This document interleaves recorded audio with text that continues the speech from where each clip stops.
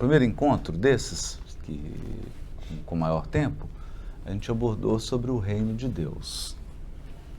Aquelas características, o tema central do Novo Testamento.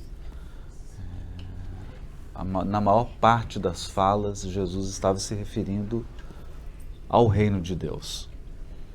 Hoje nós vamos aproveitar aquela experiência tida em Cesareia Marítima, que é onde o Paulo ficou preso durante 2 anos, né?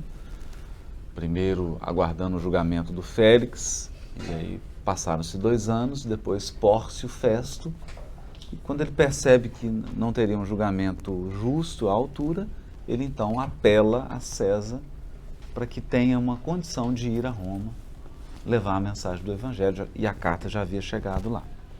Então ele entrega para Lucas uma preciosidade. E é sobre isso que a gente gostaria de falar, porque essa preciosidade que Paulo entrega era o Evangelho que ele estava escrevendo. Então, ele pretendia escrever um Evangelho. E possivelmente seria o primeiro Evangelho. A gente precisa lembrar que as cartas de Paulo foram os primeiros documentos produzidos no cristianismo. Só depois havia anotações de Levi, e é importante a gente distinguir isso, que anotações não são evangelho, porque o evangelho é um livro já, então ele tem uma estrutura, ele possui uma lógica interna literária. Nós vamos falar um pouquinho sobre isso. Então, anotações eram frases, ensinos de Jesus, que circulavam, porque o Mateus tinha aquilo guardado, e na época o único modo de você conseguir uma cópia era copiando. Então, possivelmente, essas anotações de Levi foram copiadas por muitas pessoas, até que o apóstolo resolve dar uma estrutura de livro ao seu evangelho, e a gente percebe que tem uma estrutura, que é a estrutura da sinagoga, né? Então ele coloca um conjunto de ensinamentos e depois um conjunto de experiências ou vivências práticas. Aí ele parte novamente para um conjunto de ensinamentos, depois um conjunto de vivências. Então o Evangelho de Mateus está dividido nesses grandes discursos. Um deles é o Sermão do Monte, está lá no capítulo 5, 6, 7, tem uma parte prática, depois a gente tem 10, 11, tem uma parte prática, tem um sermão profético lá na frente, que é um espelho do Sermão do Monte. Então ele organiza o material segundo uma lógica. Por que nós estamos dando uma ênfase nisso aqui, já que vamos tratar desse material que o Paulo entrega? Porque geralmente, quando nós vamos fazer um estudo do Evangelho, você pode fazer esse estudo com diversas aproximações, diversas técnicas, dependendo do propósito que você tem. Não há nenhuma melhor do que a outra, é só diferentes propósitos. Então, se você quer fazer uma pesquisa, por exemplo, temática, se eu quero pesquisar sobre caridade, eu posso passar por todos os livros do Novo Testamento e reunir tudo que tem sobre caridade e faço uma coletânea, né? Os hebreus, os doutores da lei, conheciam isso séculos e séculos, é o famoso Midrash. Você monta um estudo temático e você conecta passagens que estão distanciadas no tempo, que estão distanciadas, inclusive, de autor. E no imaginário popular, quando a gente fala Bíblia, o Novo Testamento, a pessoa imagina um livro, né? Ele tem essa ideia, né? A Bíblia é um livro. Então, imagina que alguém chegou e redigiu de Gênesis a Apocalipse. É engraçado isso, né? Acontece que Gênesis teve aí sua redação estabilizada 1200 a.C. e o Apocalipse só no final do 1º século. Então você tem de um livro para outro 1000 anos. Mais de 1000 anos. Isso é mais que a data de hoje e a data do descobrimento do Brasil. Então, se o Vaz de Caminha, que estão distanciadas de nós aproximadamente 500 anos, não consegue ler mais. A gente não consegue mais ler a carta. Precisa ter uma tradução. Por quê? Porque a carta foi escrita no português de Dom Dinis. E nós hoje estamos no português do século XXI. Então, quando você abre o livro Gênesis e abre o livro Apocalipse, a gente não se dá conta dessa distância temporal. E como nós estamos muito afastados, qual que é a nossa tendência? Uniformizar tudo. Uniformizar. Então, mas não era a mesma língua, não era o mesmo autor. Os livros bíblicos, o conceito no mundo antigo de autoria não é um conceito individual. O conceito de autor é um conceito comunitário. O autor tem alguém, tem uma liderança, é óbvio, mas a gente precisa pensar sempre na comunidade. Então, quando você pensa no Evangelho de Mateus, você está pensando na comunidade de Mateus, como é na tradição judaica. Você pensa num grande mestre da lei, num grande rabi, e um conjunto de discípulos. Daí porque os estudiosos preferem falar em escola. Olha que interessante. Então, a escola do Rambam Gamaliel.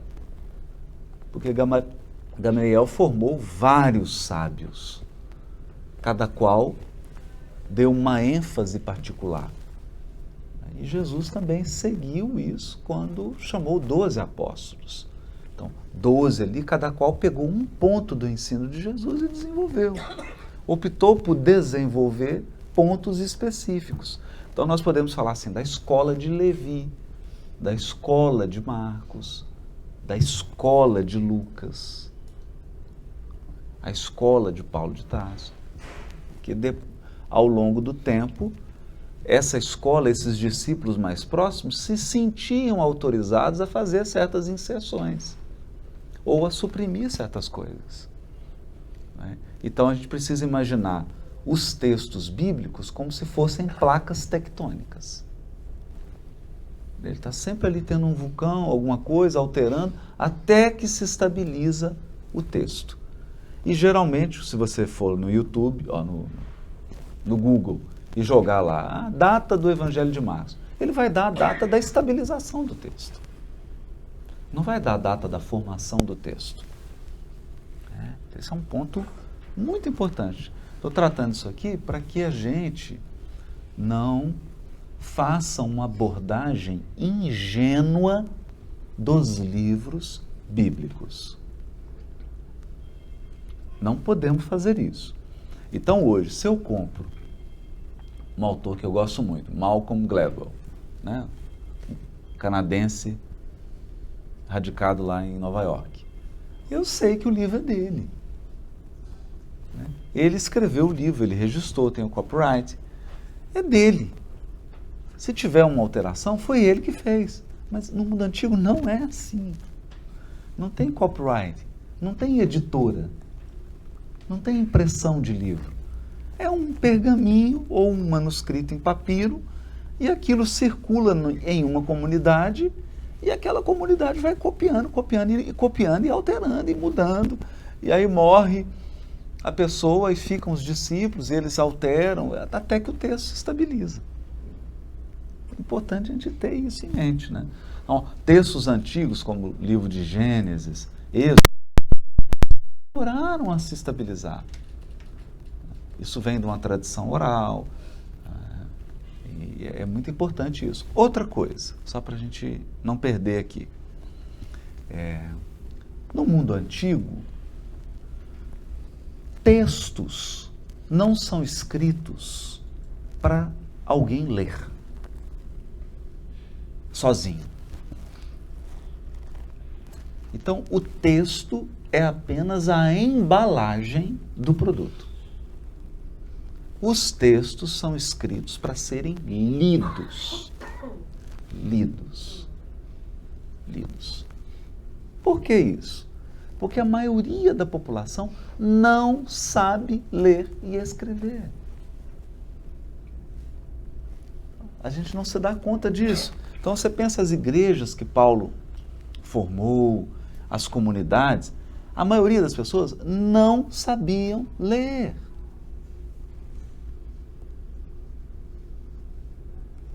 Escrever, muito menos. Né?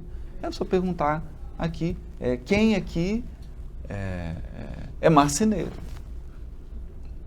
Não é? A habilidade requerida para escrever era mais sofisticada que a habilidade requerida para ser um marceneiro. Não é? Era uma técnica. A técnica que ia desde a preparação da tinta, da preparação dos instrumentos, da preparação do papel ou do pergaminho, que era caro, e do processo de escrita. Né? E a gente imagina, é engraçado, hoje, né, estava até conversando com o Álvaro, se você quiser hoje adquirir um rolo da Torá, você tem que ter bastante dinheiro, né? Shekelim, bastante, né? Que é em torno de uns $70 mil, 850, $50 mil, nada, barato, né? Por quê? Porque demora mais de um ano para um escriba preparar o material e escrever como no tempo antigo.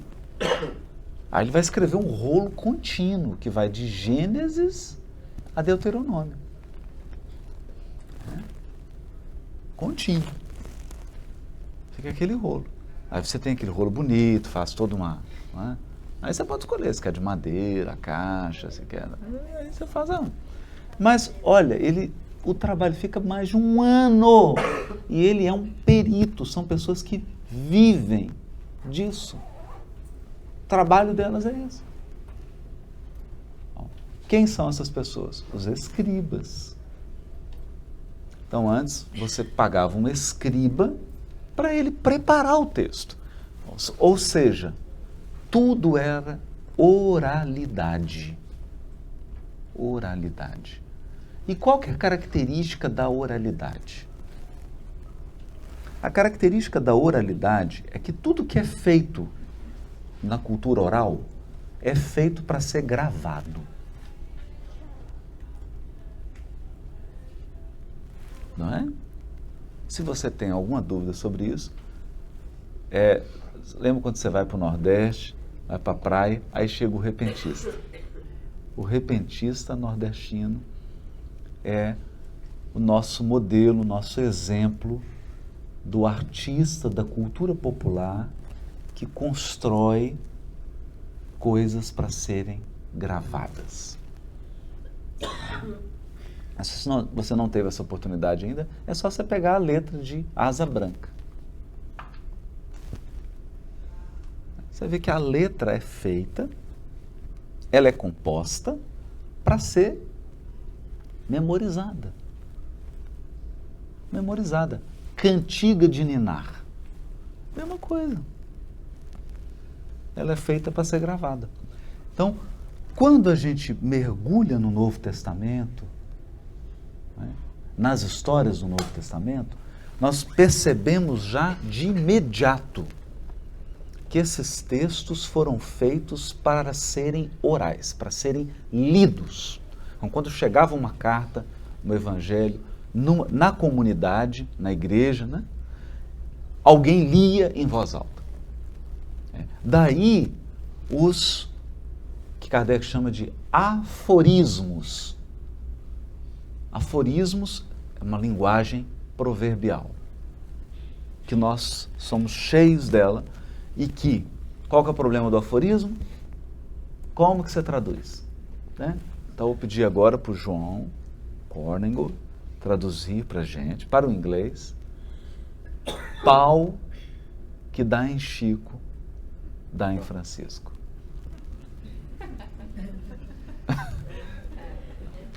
Tem chance. Álvaro, pô alemão, por favor. Pau que dá em Chico, dá em Francisco. Não tem jeito.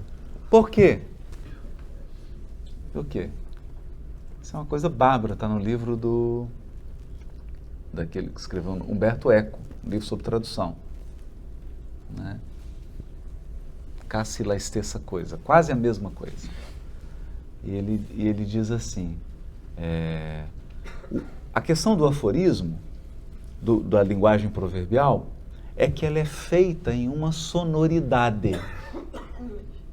Ela brinca com o som. Então, é uma obra de arte. Por quê? Não é só o significado. O aforismo, a linguagem proverbial, não é só significado. Tá? Ela tem o significado, mas ela é muito o formato. E é aqui que eu quero chegar. Formato. Como é que eu consigo forma na língua?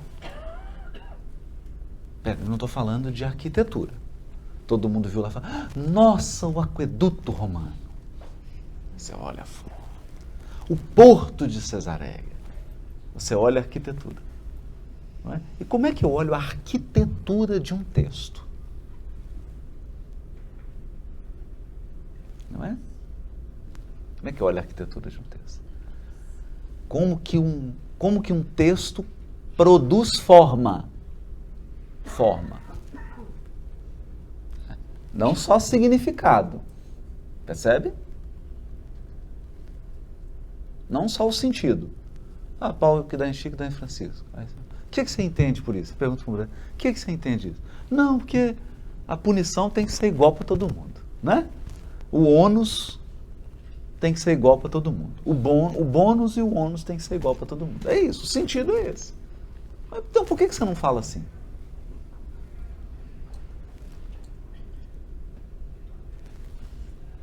Porque o aforismo, ao brincar com a forma, com a sonoridade, ao estruturar a língua, ele consegue dizer mais. Ele diz mais coisas. Porque Francisco, o nome está completo, Chico, é um apelido. Então, ele diz mais coisas. Quando eu consigo estruturar, aquela forma linguística, ela produz mais significados, reverberam significados. Né? Ou se quiserem uma coisa mais sofisticada. Quando eu toco, eu pego um violão. Quando eu toco uma nota, na verdade eu não estou tocando aquela nota, apenas. Eu toco a nota principal, daí milésimos de segundo soa a oitava. Depois a quinta, depois a terça, depois a oitava de novo. São os harmônicos do som. Então, para cada nota que você toca, há uma sucessão de outras notas que vão soar. E isso dá o quê? Dá o sabor da nota no instrumento. Por isso que um Lá padrão tocado no violão não é um Lá padrão tocado no piano, é diferente. Porque se eu tocar o Lá no violão, ele vai dar harmônicos que são diferentes dos harmônicos do piano. E aí dá o timbre, que o timbre é o quê? É a personalidade do som. Perceberam? Então, da maneira como eu coloco a estrutura, eu dou personalidade ao texto. Você olha e fala, nossa! Não é? Então, ontem a gente estava até brincando, fala aquele trechinho, iniciozinho do Tânia. Aqui, mas no micro. Acho que só lembro. Tá vendo? Deixa eu só lembrar. Então deixa eu pensar no Talmud, que tem que ser para estudar. Porque o da Torá é diferente do Talmud. Então vai. Então se fosse da Torá, então por exemplo, Yom HaShishi, Vayholu HaShamayim Ve'Haaretz, Ve'chol Tzevaam, Vayechal Elohim, Vayom HaShvi, Melachto Ashirasá. Agora eu vou lembrar do Tânia. Do Tânia. Perceberam? Ele canta o texto. ele canta. Ele vai para o finalzinho, aí dá uma alongada, aí canta. Para quê? Para produzir um sentido de ritmo e aí você grava. Aí você pega Jesus e diz assim, porque os últimos serão os primeiros, os primeiros serão os últimos. Né?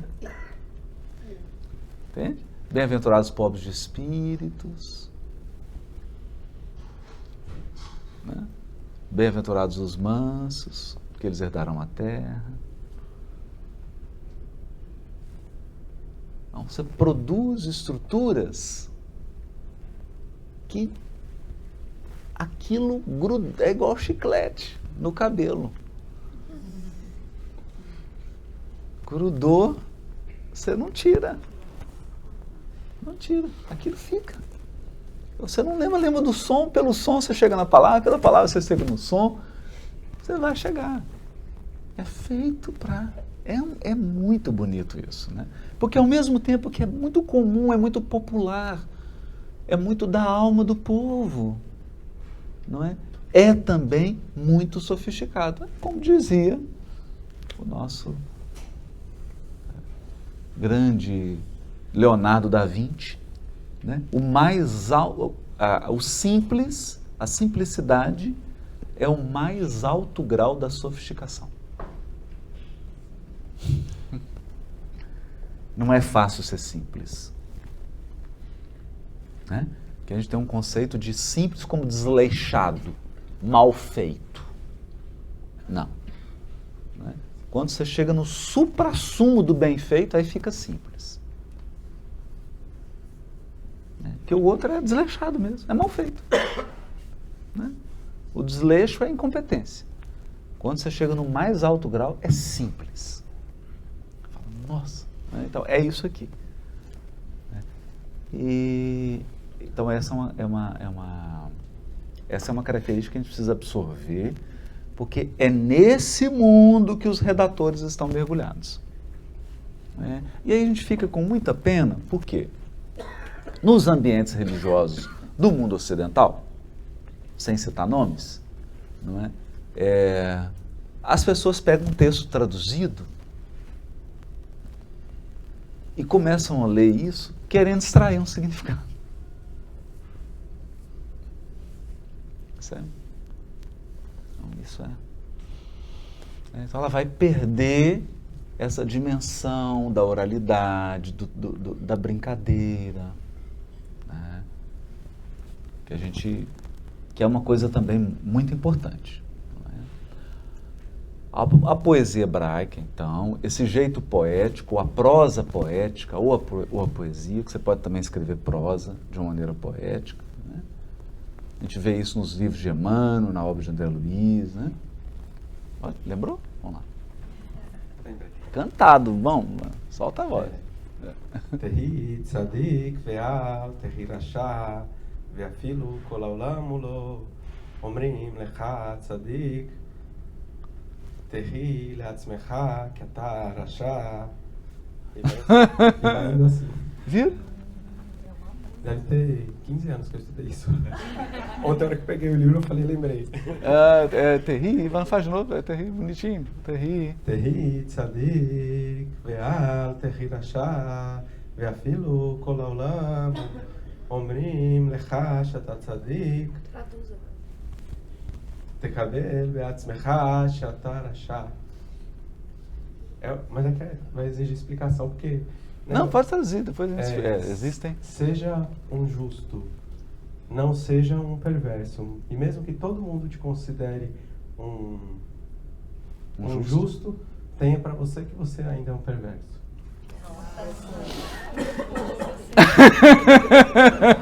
Tá bom ou querem mais?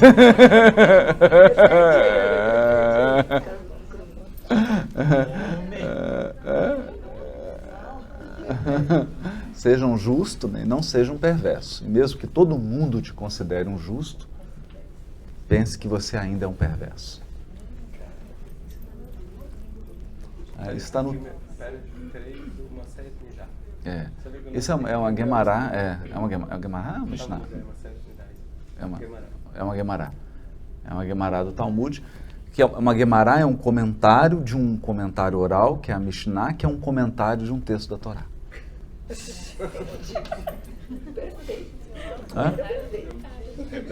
Então você tem assim, você tem o texto do Novo Testamento, aí tem o livro de Emmanuel comentando, aí alguém que comentou o comentário do Emmanuel. Entendeu? Interessante, não é? Então, e aí, você vê, a gente começou a estudar esse texto, né? Que é o Tânia, e ele lembrou de tantos anos, né? Que eu comecei a ler, eu falei, não é assim, né? Você tem que ler cantando, senão você não vai gravar. Percebe? Quer dizer, agora, isso era assim com todos os livros do Novo Testamento, todos. Os evangelhos, as cartas de Paulo, os livros da Torá. Tudo era assim, tudo é assim. Tudo é assim. Então nós não podemos perder essa dimensão. Onde agora eu quero fazer uma revisão agora na tradução, quando for publicar o completo, né? Porque não deu tempo. Saí traduzindo, era muito rápido, né? Aí agora eu vou pegar todas as palavras gregas do Novo Testamento. Vou pegar. Porque as palavras gregas do Novo Testamento, elas têm um CPF, cada uma. Então, é igual ao nosso grupo, tem 1, aí tem lá a palavrinha número 1, 2, 3, são 5.000 e poucas. Cada uma tem número. Eu vou pegar uma por uma e olhar todas as ocorrências, aí fazer ver se está traduzido certo, se não tem discrepância e tudo, e depois fazer essa revisão da sonoridade para o português.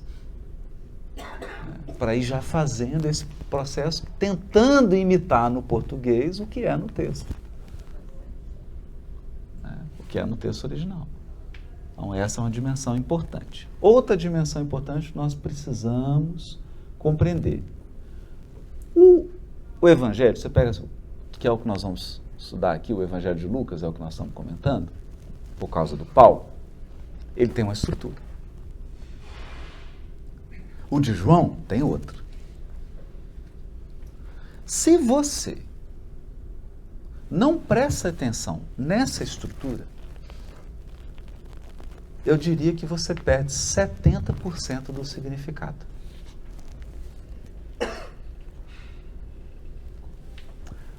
Mas o Kardec escreveu o Evangelho segundo o Espiritismo, ele fez uma coletânea. Ali é outra aproximação. Kardec escreveu, segundo São Luís, está lá no livro Obras Póstumas, que é a mensagem que São Luís envia para ele quando ele está recolhido numa casa de praia, cedida a ele foi sozinho para escrever o Evangelho segundo o Espiritismo, e São Luís diz a ele que ele estava escrevendo um tratado de moral prática. Tratado de moral prática. Não estava escrevendo um comentário a um determinado livro do Novo Testamento. Não estava. Estava escrevendo um tratado de moral prática. Então, num tratado de moral prática, a técnica é outra. A técnica é: escolha um tema e reúna textos que falem daquele tema. É uma maneira também extraordinária, né? Porque aí é uma maneira de você controlar o significado do conteúdo. Então, hoje, nós temos o Evangelho segundo o Espiritismo como um roteiro de que, se você estiver produzindo uma interpretação que contrarie o sentido moral do que está no Evangelho segundo o Espiritismo, você está no caminho errado. Está no caminho errado. Então, ali o Kardec, e isso que foi extraordinário no codificador. Né? Com o auxílio dos Espíritos, ele entendeu assim: eu vou dar as linhas gerais morais da interpretação, porque aí você pode interpretar o resto da vida. E você vai saber se está interpretando errado ou não. Porque ali tem as linhas morais. Então, se eu tenho algum ensino, isso, gente, é muito interessante, né? Porque Eu hoje consigo avaliar uma obra mediúnica com o Evangelho segundo o Espiritismo do lado. Se o Espírito falar qualquer coisa que contrarie, por exemplo, vou dar um exemplo prático, senão fica muito filosófico, não é? No Evangelho segundo o Espiritismo tem uma mensagem irritante, chamada afabilidade e doçura. Não é? Em que os espíritos definem que os espíritos superiores, eles têm afabilidade, eles são afáveis, eles são dóceis.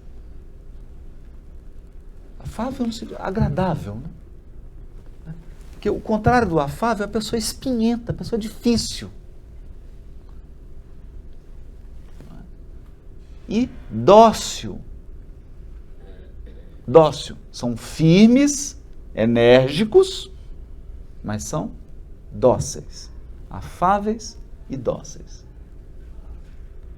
Então eu já tive, pegando obra mediúnica, que você vê o espírito dizendo, não, que você tem que ser agressivo mesmo, que você tem que ter uma franqueza rude. Acabou. Está querendo substituir o ensino da afabilidade e da doçura por outro. Ou qualquer ser humano. Então a gente sabe que se o ser humano exagera, ele fala, olha, é uma coisa que ele vai ter que desenvolver. Ele ainda não está, não é? Pode ter outras virtudes, mas ele ainda é agressivo, não é afável. É um elemento que essa pessoa vai ter que desenvolver. Mas nós não vamos aplaudir isso. Não é?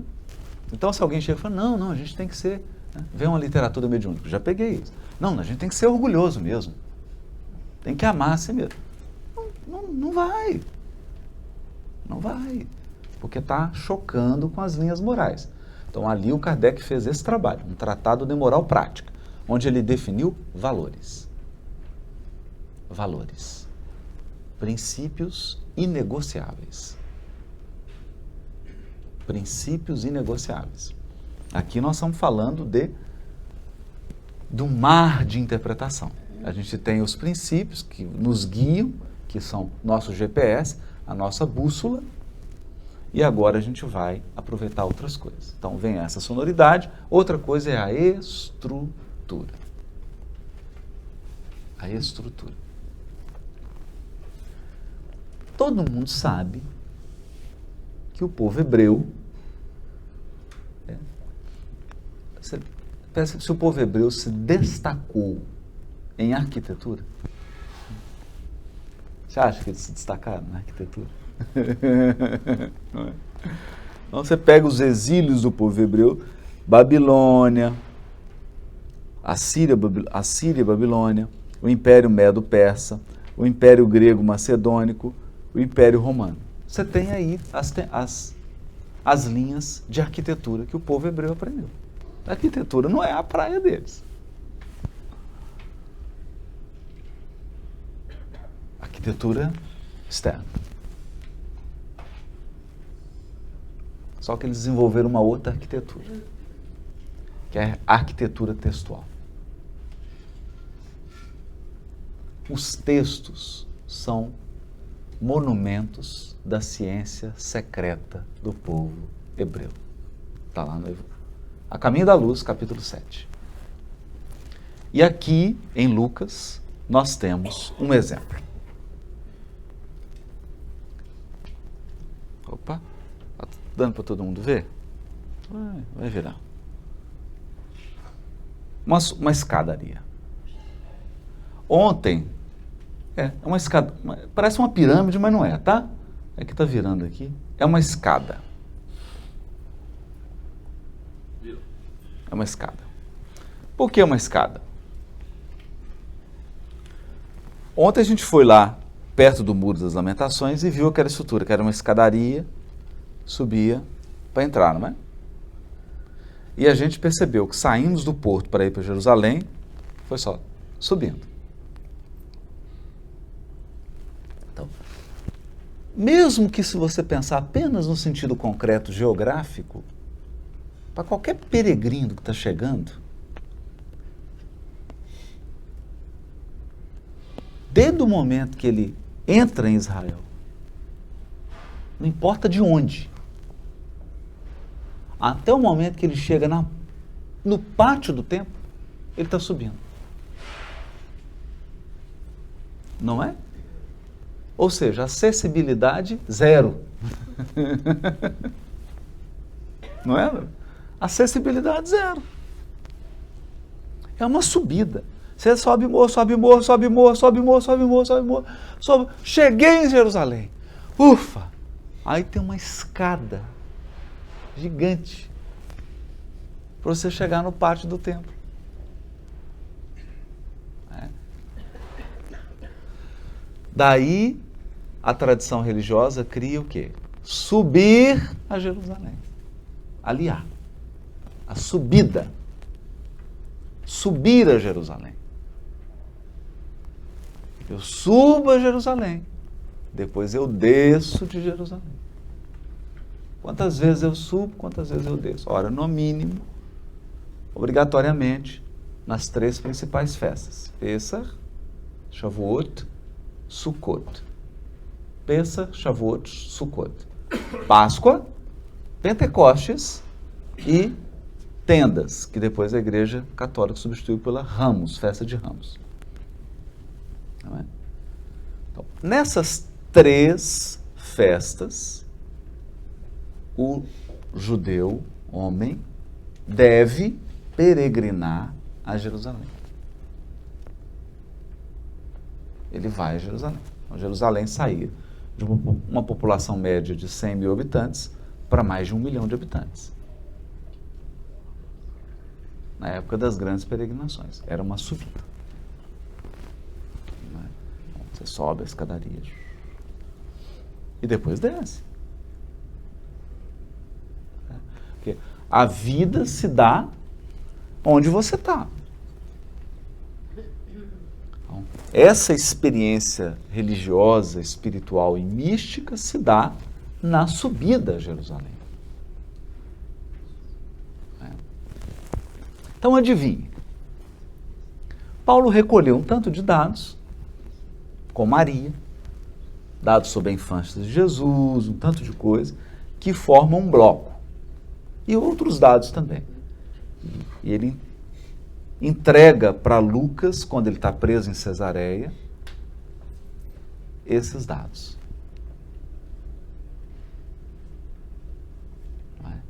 Ele sai de lá no ano 60, né? Fica de 58 a 60, depois de Cristo, preso em Cesareia. Ele entrega esses dados, mas ele entrega também uma peça arquitetônica. A peça arquitetônica é essa aqui. Olha lá. Esse iPad está... Aqui tá virado, né? Olha lá. É uma subida. 10 degraus. Está no livro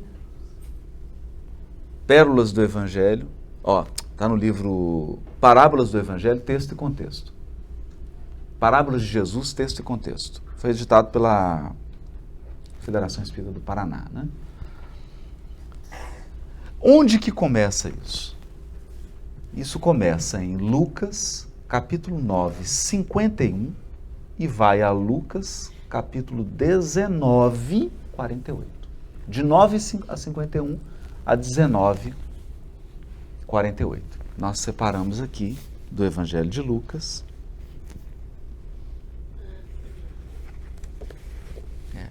Por que é importante conhecer essa divisão? Porque o texto começa com a palavra, a gente pode colocar assim, Jerusalém. Vamos para Jerusalém. No meio está Jerusalém. E no final está Jerusalém. Então é Jerusalém, Jerusalém, Jerusalém. Então você sai de Jerusalém, sobe 10 degraus, desce para Jerusalém. Depois você desce Jerusalém.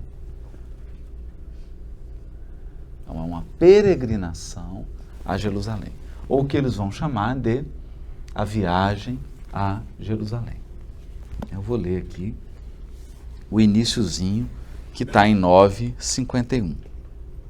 E sucedeu que ao se completarem os dias de sua elevação, tem toda uma coisa cifrada aqui, né? Ele está fazendo uma referência. Isso aqui está aí, completar os dias da sua elevação? Como assim? Porque no texto anterior, Jesus faz a segunda previsão do Calvário. E no curso dessa viagem, que é essa estrutura, ele vai prever pela terceira vez o Calvário. 3. Por que 3? Porque nós temos uma tradição messiânica, judaica, que diz: o primeiro templo de Davi, o segundo templo de Herodes, o terceiro templo é o que será construído pelo Messias.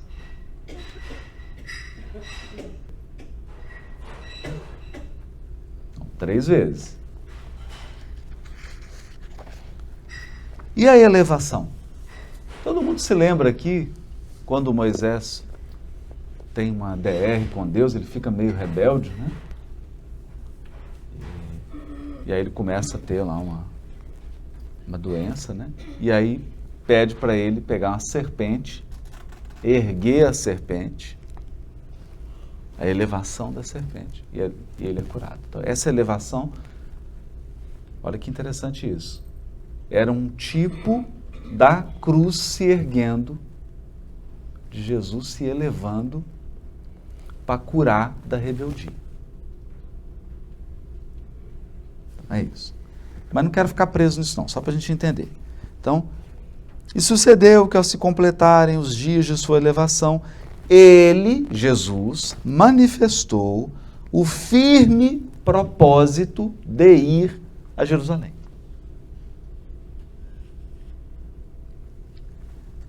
Então, hashtag, fui. Vocês vão? Né? Manifestou o firme propósito, eu estou indo a Jerusalém. Ok? Então, começou a peregrinação. Claro que era uma festa. Era uma festa. Pêssar. A festa da Páscoa.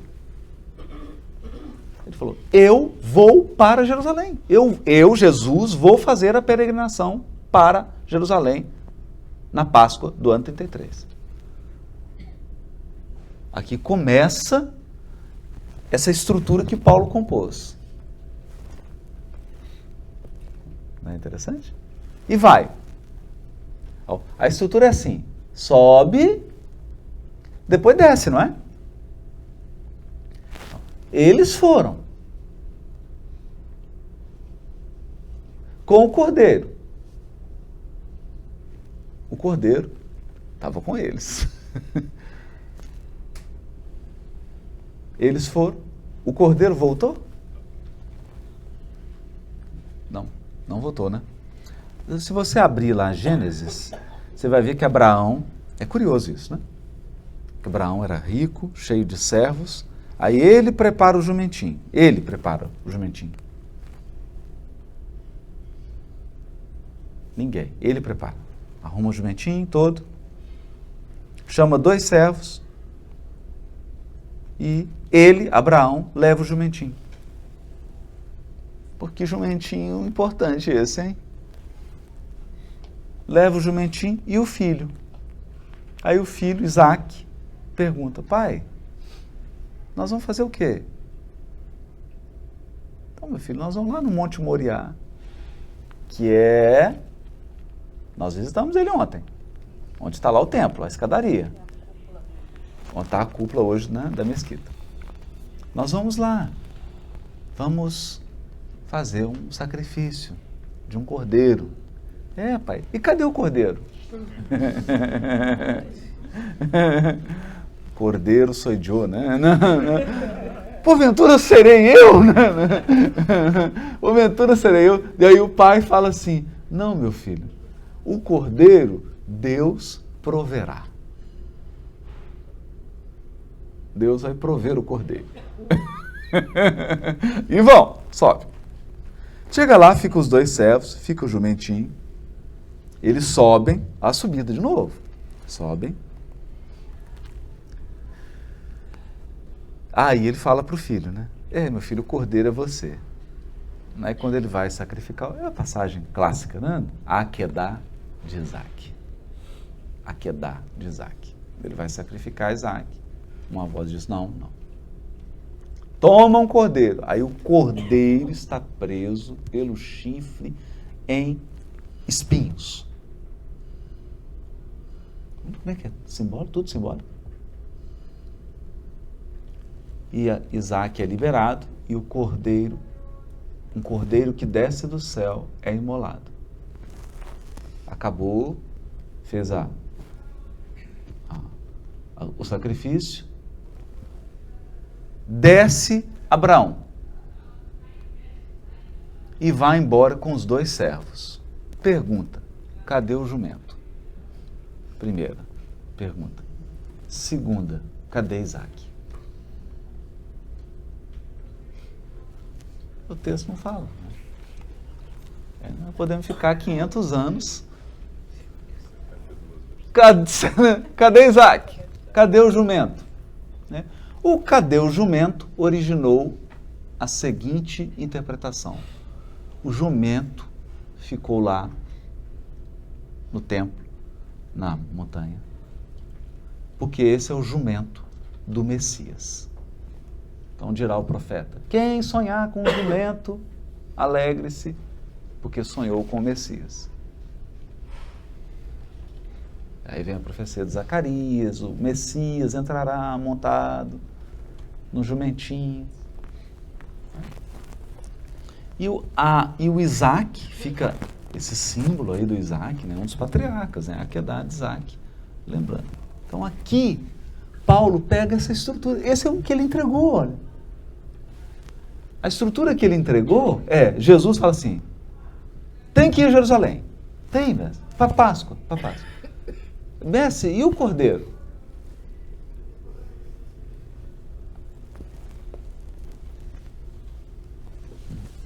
E o cordeiro?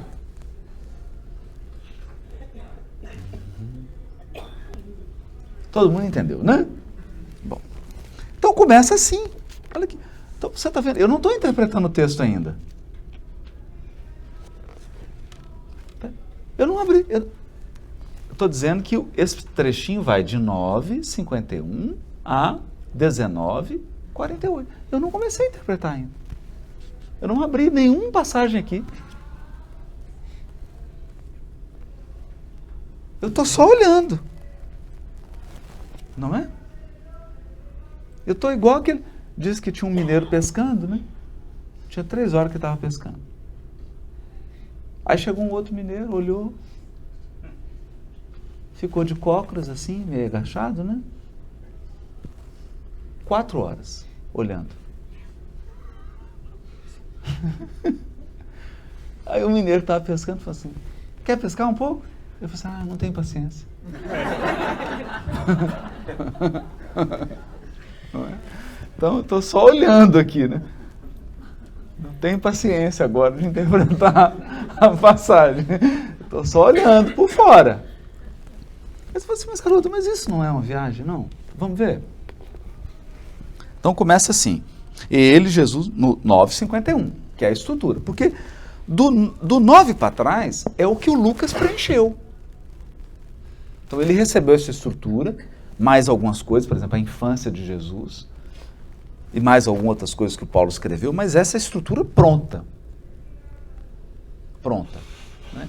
E depois tem algumas inserçõezinhas, assim, ele faz algumas alterações, mas não chega a comprometer a estrutura, não. É muito, muito pequenininho. Questão de versículo, de palavra, mas essa estrutura está pronta. Aí ele teve que encaixar. Meu Deus, como é que eu encaixo isso? Aí ele compôs uma estrutura maior, só que ele foi genial. Porque ele percebeu que o que Paulo entregou para ele era uma viagem. Aí ele falou, então todo o meu evangelho vai ser a estrutura de uma viagem. É fantástico. E Atos também, né? Tanto que Atos termina com um naufrágio, né? É uma grande navegação. É tão curioso isso que, por exemplo, olha que coisa legal. Antes dessa estrutura, ele termina, quer dizer, o encaixe. Ele recebeu a estrutura de Paulo. Aí ele escreve aqui para encaixar.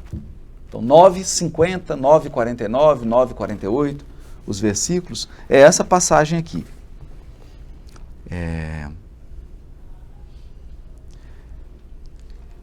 Olha como é que o Lucas é um grego clássico, né? Veio à tona entre eles um arrazoado. Uma discussão sobre o Wi-Fi, igual a gente teve no ônibus. Um arrazoado sobre qual deles seria o maior. Jesus, porém, sabendo do arrazoado do coração deles, tomando uma criancinha, colocou-a de pé junto de si e disse-lhes: quem receber em meu nome esta criancinha, recebe a mim. E quem me receber, recebe ao que me enviou. Pois quem é o menor entre todos vós, esse é o grande. Em resposta, disse João. Nas outras passagens em Marcos está assim: Senhor, vimos alguém expulsando daimones, é daimon, né? Em teu nome, e o impedimos, porque não segue conosco. Não está no nosso grupo. Disse-lhes Jesus: não o impeçais, pois quem não é contra nós, é por nós. Olha aí. Só que aqui o Lucas, ele fala muito engraçado. E Marcos está assim: Senhor, aqui ele fala assim, em resposta disse João, comandante, comandante, vimos alguém expulsando, o Lucas usou a palavra, capitão de navio. Capitão, essa é a palavra grega. Capitão, vimos traiu, né? É um médico de navio, se traiu aqui, né? Tem nada a ver, nós estamos em terra, né? E ele coloca, aí eu mantive porque é tão curioso isso, né? Ele usa capitão, capitão, que ele está imaginando uma viagem mesmo, uma viagem de navio. Capitão, vimos alguém expulsando, bem linguagem de navio, né? Muito engraçado, ele vai usar isso várias vezes. Né? Pedro chamando Jesus de comandante. Quem vai gostar é o pessoal agora, né? Ai, ai. Então, aí encaixa no trechozinho que vai começar, que é a estrutura que Paulo deu. Olha que interessante. Aí Jesus manifestou o firme propósito de ir a Jerusalém. Ele enviou anjos perante a sua face. Olha isso aqui. São os mensageiros. A palavra usada aqui em grego é angelos mesmo. Porque angelos é o mensageiro. Na etimologia é mensageiro. Mas por que o Paulo não falou assim? E ele enviou? Porque ele enviou apóstolos. Um deles é o João Evangelista. Um desses anjos aqui, que foi enviado, é o apóstolo João Evangelista. Mas por que ele está usando essa linguagem?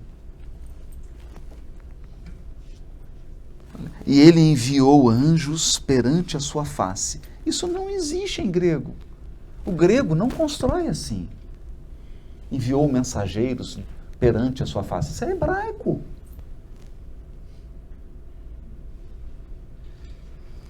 Isso é hebraico. Então aqui a gente começa a pensar, será que o Paulo escreveu em grego? Ou, ok, escreveu em grego, mas está pensando em hebraico. Perante a sua face é o pau que dá em Chico, dá em Francisco. Que isso está repleto na Torá. Enviou os anjos perante a sua face, né? Perante a face, diante da face de Deus, né? Adiante dele.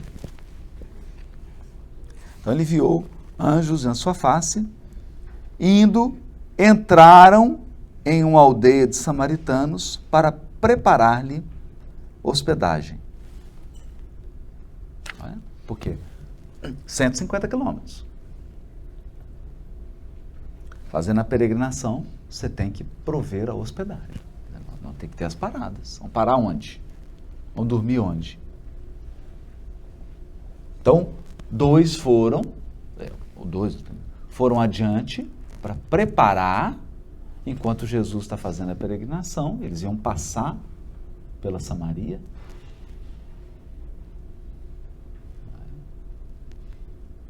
Iam passar pela Samaria, que é uma coisa estranha, porque o caminho melhor, mais tranquilo, é ir pelo Vale do Jordão, com água verde.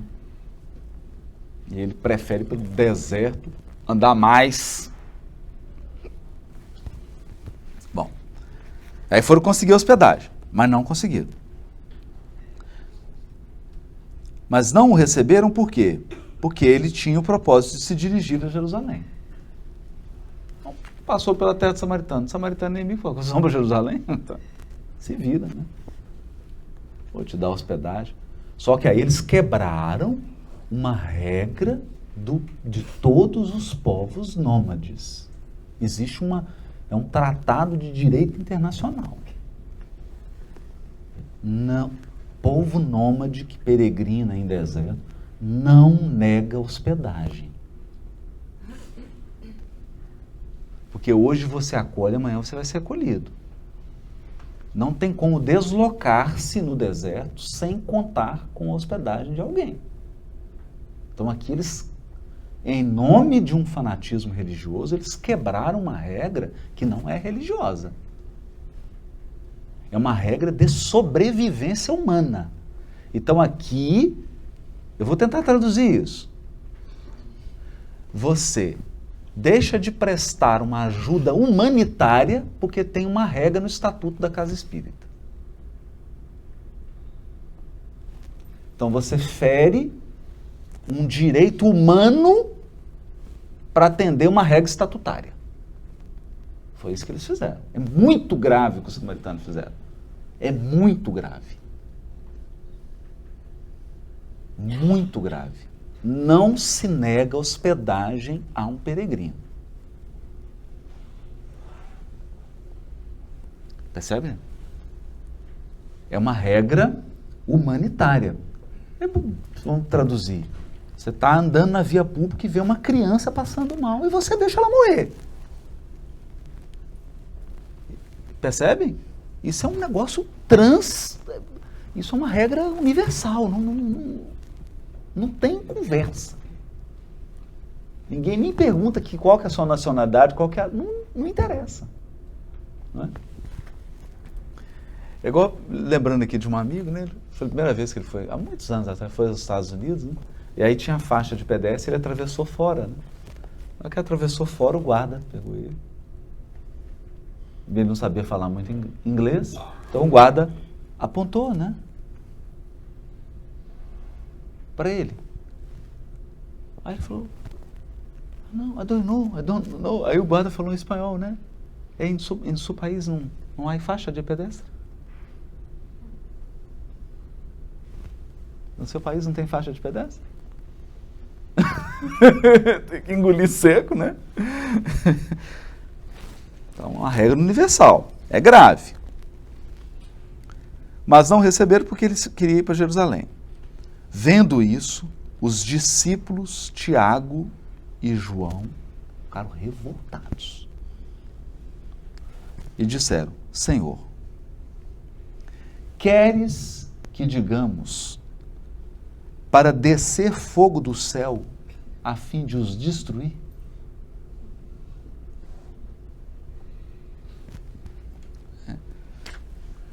Porque a tradição dizia o seguinte, quem nega hospedagem, o fogo desce do céu e queima. Então vem o Tiago menor, João Evangelista, que é o amoroso, hein? Que é o amoroso. Então você vê como é que mexeu. Fala, mestre, isso quer. Só não precisa nem pedir. Nós vamos pedir. Se for queimar esse samaritano tudo. Vamos queimar todos eles. Aí Jesus responde assim, voltando-se, ele os respondeu,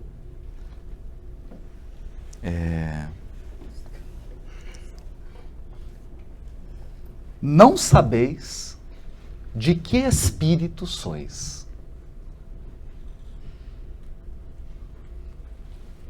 Olha isso. Pois o Filho do Homem não veio para destruir a vida dos homens, mas para salvá-la.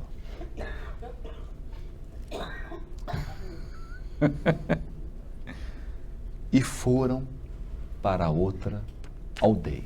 Esse é o início. Esse é o início. Não é? Todo mundo acompanhando? Não. Não. Quem é o cordeiro? Era ele. Mas comeu o quê? Vai hospedar onde? Não tem hospedagem, porque eu sou samaritano. Ou queria tacar fogo. Isso mais amoroso. Jesus fala, não sabeis de que espírito sois, o Filho do Homem não veio para destruir a vida humana, mas para salvá-la. Aí eles vão andando. Está aqui na estrutura. Nós vamos acompanhar a estrutura depois. Quando Jesus chega a Jerusalém, cansado, com sede, com fome, ele é recebido na entrada de Jerusalém por um doutor da lei. Que lhe dá água? Não. Dá pão? Não. Coloca uma bacia para refrescar, que é o ar-condicionado da época, né? Você colocava o pé numa bacia de água fria, aquilo refrigera até o perispírito. Coloca isso? Não. Ele vem fazer pegadinha com Jesus. Não é? E aí, o que Jesus faz? Conta a parábola do bom samaritano.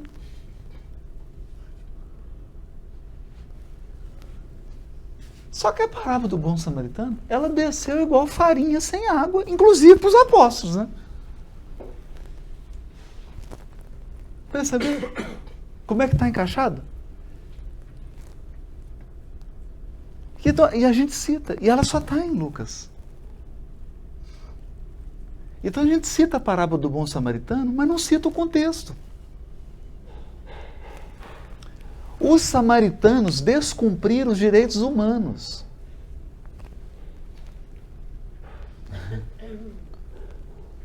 Os samaritanos descumpriram uma regra internacional, que é o direito de hospedagem.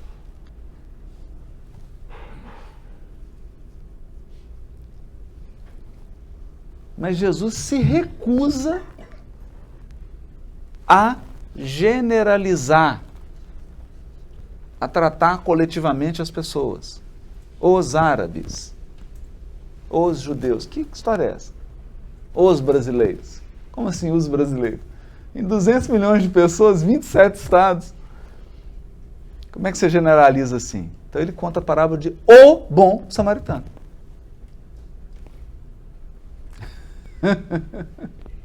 Não é fantástico?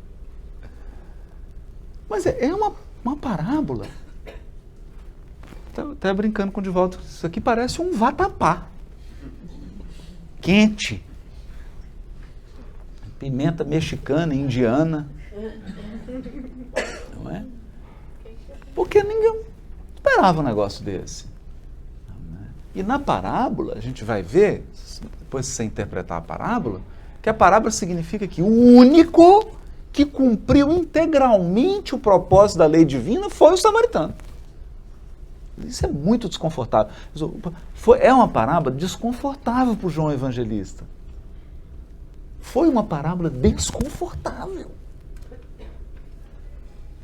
Para o Tiago, para o doutor da lei, desconfortável para todo mundo, até para o samaritano, né? Que estava esperando assim, né, se tivesse algum samaritano lá, vai falar mal de gente. Falou bem. Falou bem. Né? A gente não percebe essas coisas se não examinar a estrutura. E a estrutura é muito interessante. Eu não vou trabalhar ela toda, né? Só quero abrir agora. Não? Vou pegar aqui, ó. A estrutura, ela começa assim, ó. O primeiro degrau, eu coloquei assim, o degrau 1 da subida e do outro lado da descida, degrau 1 linha. Para ficar mais fácil, né? Então, o 1 linha da subida é Jerusalém. O 1 linha da descida é Jerusalém. O degrau 2 é segue-me. A segunda parte dessa estrutura é aquela que chegam para Jesus, o mancebo da Amélia Rodrigues. E pede para seguir. E aí Jesus fala, então vai, vende. E ele não segue. Na descida, lá no final, perto do capítulo lá 18, indo para o 19, tem de novo uma outra passagem com esse tema de segue-me. Olha que interessante. O terceiro degrau é herdar a vida eterna. Tanto da subida, tudo aqui que é da subida é da descida, tá? Herdar a vida eterna. Que é onde está a parábola do bom samaritano. E que o doutor chega e fala, Senhor, o que é preciso fazer para herdar a vida eterna? Não, que dá, eu vou só acompanhando. O quarto é sobre a oração. Tanto da subida quanto da descida. O quinto é os sinais do reino. Sinais do reino. Quais são os sinais do reino? E a situação atual? O sexto é dinheiro. Recursos. Como pensar recursos, dinheiro e o reino de Deus. Então é o sexto da subida e da descida. No sétimo, claro, é o reino. Trata do reino. O oitavo, o chamado para o reino. O nono, a natureza do reino. É onde ele vai explicar as características, os atributos do reino. O décimo, Jerusalém. Chegou a Jerusalém, né? Está lá em cima. É o templo. Está lá no templo. O que é que vai acontecer no 10º degrau? Deixa eu pegar aqui que eu já peguei. Aqui, já fiz até. Uso o 10º degrau mais alto. Estão vendo? Peguei aqui. Jerusalém. Só para ficar mais fácil de ver.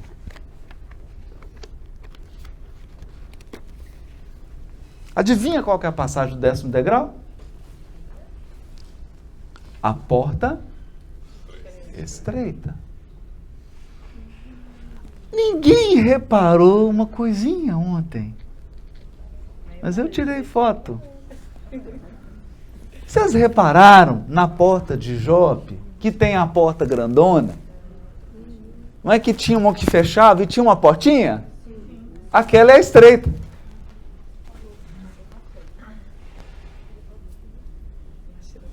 Por quê? Porque ficava o soldado olhando. Opa, não, é o Marcelo.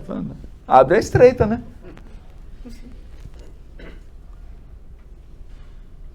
Olha que lindo. Está entrando. O 10º degrau, o quê? Está entrando em uma das portas. Qual porta? A dos pobres. Que é a porta por onde entra o Messias. O Messias entra pela porta dos pobres. Que vai para a escadaria. E entra na porta? Não, na porta entra uma carruagem, entra, não é? Não, entra na estreita. Por quê? Porque é um de cada vez.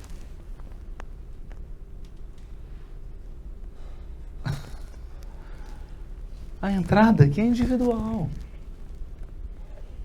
É muito pensado. Não é surpreendente, é meticuloso. Isso aqui é relógio suíço. Pena que o outro é caro, né? Isso aqui, né? Mas é meticuloso. O 10º degrau, a porta estreita. Aí narra, deixa eu ver aqui.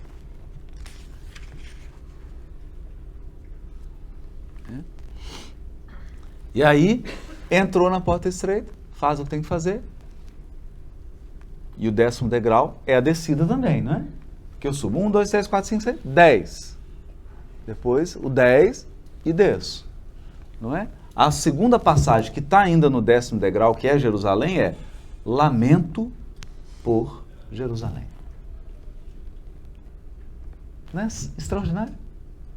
Entrou pela porta, subiu, foi ao templo, agora vai voltar e faz um lamento por Jerusalém, que eu vou ler. Nesta mesma hora, alguns fariseus aproximaram-se, dizendo-lhe: sai e vá embora daqui, porque Herodes quer te matar.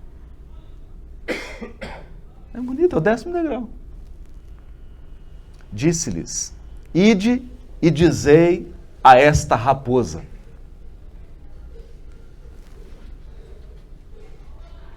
eis que expulso daimones, levo ao cumprimento curas hoje e amanhã, e no 3º dia estou consumado. Todavia, é necessário caminhar hoje, amanhã e no dia seguinte, porque não é admissível um profeta perecer fora de Jerusalém.